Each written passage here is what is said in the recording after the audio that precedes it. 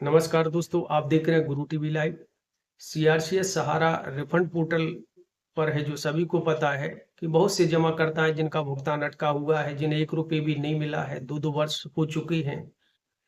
ऐसे भी जमाकर्ता हैं जिनकी कोई त्रुटि भी नहीं, तब भी वह है जो दावे है जो अंडर प्रोसेस या स्क्रूटनी इन प्रोग्रेस दिख रहे हैं, और जो कमियां बताई गई थी उनको सुधारने के उपरांत बहुत से जमाकर्ता ऐसे हैं जिन्हें अभी तक भुगतान नहीं मिला है। इस संबंध में मैंने सीआरसीएस से भी चर्चा की थी और उन्होंने क्या बताया वो आगे के वीडियो में मैं बताऊंगा। लेकिन अभी जो शेयर मास्टर की जो अपलोड की जो साइटें थी सहारा इंडिया द्वारा बंद की जा चुकी हैं। ये कब से हुआ है? यह है जो 28 सितंबर 2025 से जो जानकारी मिली है बंद हो चुका है। मुझे एक सहारा के जो वर्कर है लखनऊ में, उन्होंने जानकारी बताई कि 28 सितंबर 2025 से यह कार्य है जो लगभग है जो बंद हो चुका है। और उन्होंने यह भी बताया कि 130 एकड़ जो जगह सहारा इंडिया को लीज पर है जो उस समय पदस्थ सरकार द्वारा दी गई थी, तो लीज के नियमों का उल्लंघन किया गया। और 1994 से 2024 30 वर्ष हो चुके थे, और जब नियमों का पालन नहीं किया गया तो लीज है जो कैंसिल की कर दी गई, और नगर निगम द्वारा जो जगह लीज पर दी गई थी उसे वापस ले लिया गया। हालांकि सहारा इंडिया द्वारा है जो लखनऊ की हाई कोर्ट का दरवाजा है जो खटखटाया है, याचिका दर्ज की गई है। अब वो क्या होता है वो आगे का मैटर है। हालांकि सहारा इंडिया के लखनऊ में बहुत से ऑफिस हैं, मुख्य रूप से कमांड ऑफिस जो कि गोमती नगर में था, कारपोरेट ऑफिस जो कपूरथला कॉम्प्लेक्स में, और भी अन्य ऑफिस हैं। तो हालांकि यह एक ऑफिस का मैटर था जो लीज पर है जो लिया गया था, बाकी ऑफिस है जो इससे कोई लेना देना नहीं था। लेकिन समस्या ये है कि वहाँ जो कर्मचारी काम कर रहे थे उनको सैलरी नहीं मिल रही थी, वो हड़ताल पर हैं, जिस कारण है जो यह शेयर मास्टर आदि की समस्याएं है जो री अपलोड संबंधी प्रॉब्लम हो चुका है, यानी अपलोडिंग कार्य है जो बंद हो चुका है। अब प्रश्न उठता है कि आखिर निवेशकों का भुगतान कैसे मिलेगा? भाई, बंद कराने से कोई भुगतान तो नहीं होगा, लेकिन बंद किसी ने नहीं कराया। ये सहारा इंडिया के द्वारा जो लीज पर जगह ली गई थी उसका प्रभाव है, और वेतन ना देना कर्मचारियों को, इसमें कंपनी सहारा इंडिया की है।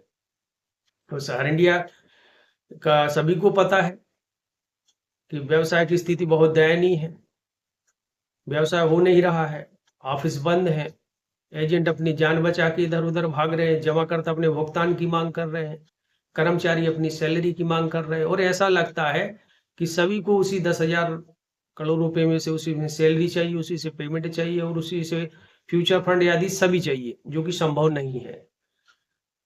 और अभी स्थिति यह है कि जो जिन्होंने सहारा रिफंड पोर्टल पर पूर्वत आवेदन किया था, 2-2 वर्ष हो चुके हैं, उनको भुगतान नहीं मिला। पुनः आवेदन करने के उपरांत उनको भी 1.5 वर्ष 1-1 वर्ष हो चुके, उनको भी भुगतान नहीं मिला। तो प्रश्न उठता है कि आखिर सीआरसीएस किसको भुगतान कर रही है? मनमाने तरीके से जो नियम बनाए जा रहे हैं जो सर्वथा गलत है। कभी 50,000 रुपये, कभी 50,000 से नीचे वाले अमाउंट देंगे। ये क्या है? मजाक नहीं तो क्या है? जमाकर्ता अत्यधिक परेशान है, एजेंट भी अत्यधिक परेशान है।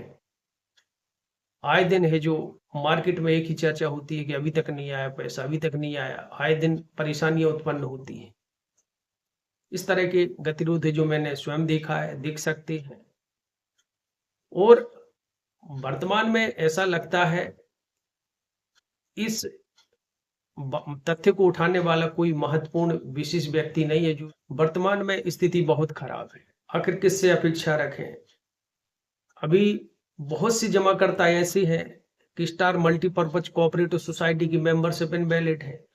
अब तो ये भी हो चुका, एक नियम और उन्होंने जारी कर दिया कि यदि आपके 10 खाते सोसाइटी के हैं और एक कहने चाहिए क्रेडिट कोऑपरेटिव के और एक स्टार का है,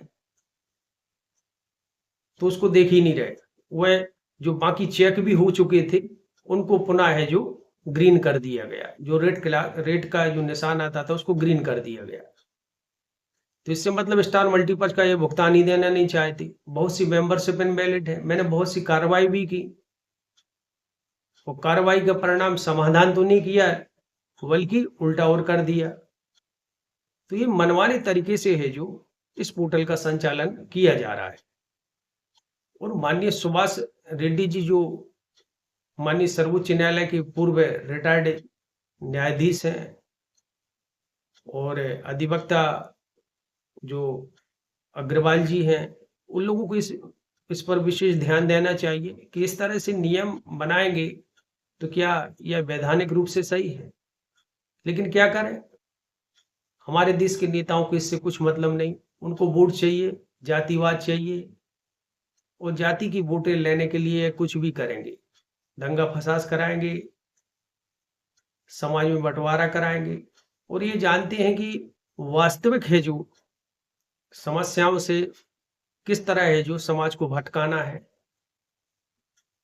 इस तरह की यह राजनीति आजकल चल रही है।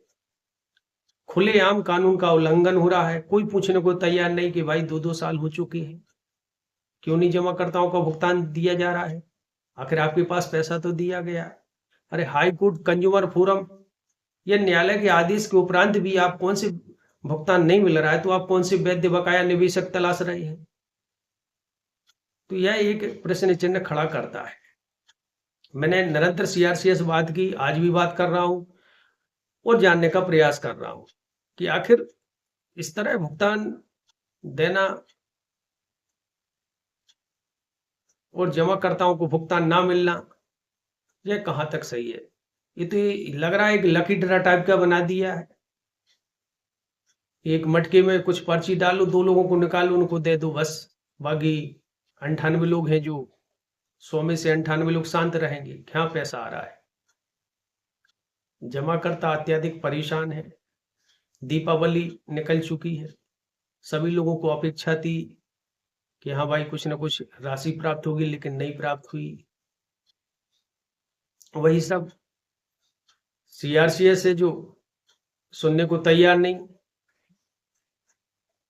सीआरसीएस के कुछ व्यक्ति बहुत अच्छे भी हैं, उन्होंने बताया कि हम लोग मजबूर हैं, जैसा आदेश है वैसा काम कर रहे हैं। मैंने ये आदेश बार बार क्यों बदल रहे हैं, कहले वो हम इस संबंध में कुछ नहीं बता सकते, आप स्वयं समझदार हैं। तो ये एक रणनीति के तहत काम किया जा रहा है, किसको भुगतान देना किसको नहीं देना। और अभी तो स्थिति यह है कि ऐसे भी जमाकर्ता हैं जिन्होंने आवेदन करने के उपरांत भी उनकी मृत्यु हो चुकी है। तो डेथ मैच्योरिटी तो पहले से ही बंद थी, जिन्होंने आवेदन किया वह भी संसार में नहीं, उनका पैसा कैसे मिलेगा। तो आज स्थिति बहुत ही दुखद है। और सहारा के एक ऑफिस बंद हुआ, बाकी कर्मचारियों ने हड़ताल कर दी, तो सहारा ने साइटें बंद कर दी। अब यह साइटें कब चालू होंगी, क्योंकि ये सभी को पता है कि सीआरसीएस को भी पता है कि यह वैध निवेशक कौन है, अवैध कौन है। और उनको पता है कि हमारे पास इतने पर्याप्त आवेदन आ चुके हैं जिसमें 10,000 करोड़ से कई हजार करोड़ रुपए भी कम पड़ेंगे। अब वो जानबूझकर है जो छटनी कर रही है, जानबूझकर विलंब कर रही है कि ताकि कम से कम भुगतान देना पड़े। नियमों की छोटी छोटी सी मिस्टेक, मतलब इतना अंधेर तो शायद हिंदुस्तान के इतिहास में कभी किसी व्यक्ति ने नहीं देखा होगा जितना कि सीआरसीएस में देख सकती है। मामूली सी गलती, एक एक शब्द को है जो पकड़कर डिफिशियंसी दी जा रही है। अब तो इनको एक नया बहाना और मिल गया कि भाई अभी शेयर मास्टर की जो कमी बताते थे, अब बोलेंगे अब तो शेयर मास्टर अपलोडिंग कार्य ही बंद हो चुका है, तो उनका भुगतान किस प्रकार होगा।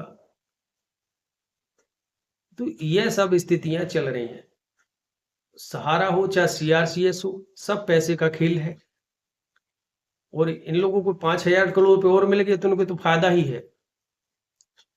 और अभी तो मुझे लगता है कि जो 20 लाख रुपए, 15 + 5 लाख, ये 20 लाख रुपए मासिक सैलरी मिल रही है, शायद इतना पैसा क्या मंथली सीआरसीएस द्वारा वितरण किया जा रहा है अथवा नहीं, यस ने चिन्ह खड़ा करता है।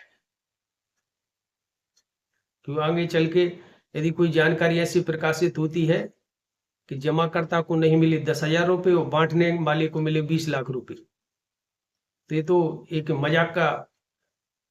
मजाक भी होगा और पोर्टल भी एक हंसी का पात्र बनेगा। इस प्रकार की गतिविधियां चल रही, नियम कानून की धज्जियां उड़ाई जा रही हैं और कोई सुनने वाला नहीं। हालांकि हर सिक्के के दो पहलू होते हैं। सीआरसीएस में कुछ कर्मचारी अच्छे हैं और कुछ ऐसे भी हैं जिनको इन चीजों से मतलब नहीं, मात्र उनको पैसे से मतलब है। तो आज इस तरह की व्यवस्थाएं हैं। अब ये शेयर मास्टर की जो एक और पोर्टल कह रहा है कि हमको शेयर चाहिए, मास्टर चाहिए, और दूसरी ओर कंपनी ने साइट बंद कर दी, तो इसमें गलती किसकी? वो कर्मचारी को जब सैलरी नहीं दे पा रही कंपनी, तो अब इससे अंदाजा लगा सकते हैं कि जमाकर्ताओं का भुगतान कंपनी से लेना बहुत ही मुश्किल है। तो आज यह सब विषय वस्तु थी, मैंने बताने का प्रयास किया। यदि जानकारी अच्छी लगे तो वीडियो को लाइक और चैनल को सब्सक्राइब करें। जय हिंद, जय भारत।